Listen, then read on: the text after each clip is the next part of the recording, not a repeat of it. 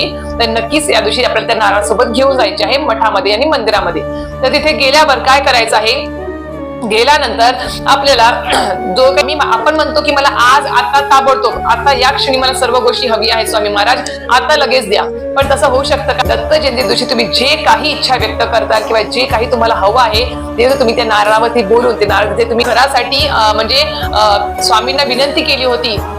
संकल्प केला होता की मला हे घर मिळू दे, हे घर मिळण्या अगोदर एका साध्या घरासाठी मी तिथे फक्त कल्पना केली होती की मला अशा प्रकारे घर मिळावं म्हणून मी संकल्प केला होता, नारळ ठेवला होता, सेवा पण घेतली होती, पण ते मला घरामध्ये तुम्हाला तेवढं विश्वास पाहिजे आणि स्वामींच्या म्हणतात लीलांवरती त्यांच्या चमत्कारांवर सुद्धा तुम्हाला विश्वास पाहिजे. कधीकच योग वाटतो की आपले काय दिवस होते ना, आता काय चांगले दिवस आले आहेत,